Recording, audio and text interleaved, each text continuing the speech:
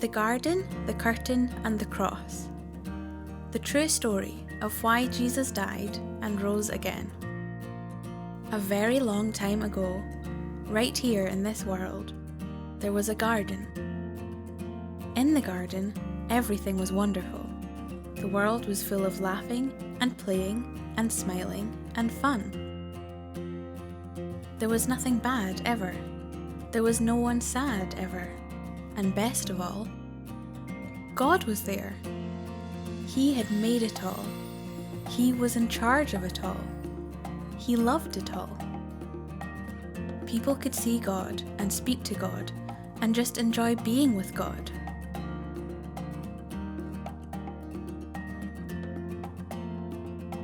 It was wonderful to live with God. But then, one day, the people did a terrible thing. They decided they didn't want to do what God said. They decided they wanted a world without God in charge. God calls this sin. Sin spoils things, so sin has no place in God's wonderful garden. God said to the people, "You can't live with me in my garden anymore," and he sent them outside. To show the people they had to stay outside, God put some warrior angels in front of the garden. The angels were like a big "keep out" sign. Now, things were sometimes bad, and people were sometimes sad. But people still kept sinning, because they didn't want God to be in charge. So no one could come into God's wonderful place. God said, "Because of your sin, you can't come in." God wanted people to remember it is wonderful to live with Him. But because of your sin, you can't come in. So He told the people to build a special building called His temple, where He would live. In the middle of the temple was the most wonderful place in the world. The place where God was, with nothing bad and nothing sad. It was very exciting. But then, God told people to put a big curtain around this wonderful place. The curtain had pictures of warrior angels on it. It was a big "keep out" sign. For hundreds of years, the temple curtain reminded people that God said, "It is wonderful to live with Him, but because of your sin, you can't come in." Babies became grown-ups and had babies, and those babies became grown-ups and had babies, and those babies became grown-ups and had babies. Hundreds of summers and winters passed by, and the keep-out curtain stayed in the temple. Then, one day, God's Son came to live in this world as a person. He was called Jesus. Jesus always did what God said. Jesus never sinned. And Jesus visited the temple where the keep-out curtain hung. Jesus knew that things were sometimes bad and sometimes sad. Jesus said that God had sent Him to open the way back to God's wonderful place, where there would be nothing bad and no one sad. But people still didn't want to let God be in charge.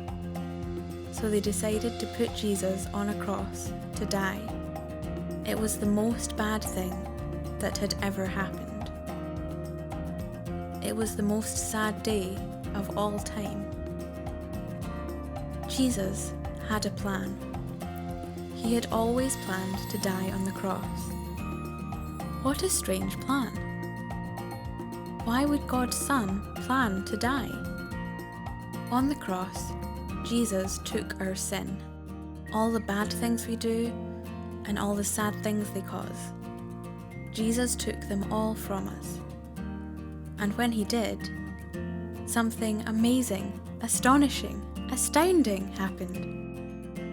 The curtain tore. God had ripped up the keep out sign. God's wonderful place is open again. because Jesus died, we can go in. After Jesus died, his friends put him in a tomb. They were very sad. For 2 days, nothing happened. Then, the next morning, Jesus' friends went to see his body in the tomb, and it wasn't there. A little later on, Jesus' friends were all together.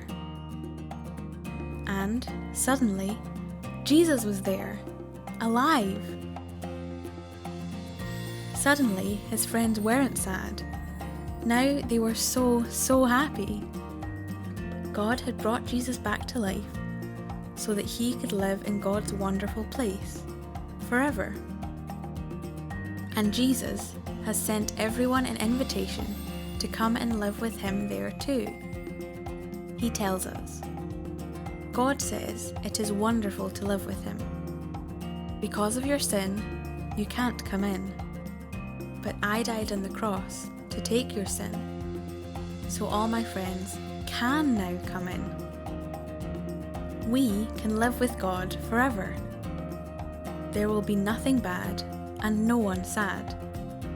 We will see God and speak to God and just enjoy being with God, just as he planned. It will be wonderful to live with him, and it's all because of Jesus. We will say every day, "Thank you, Jesus. You are amazing." And you can start saying that today.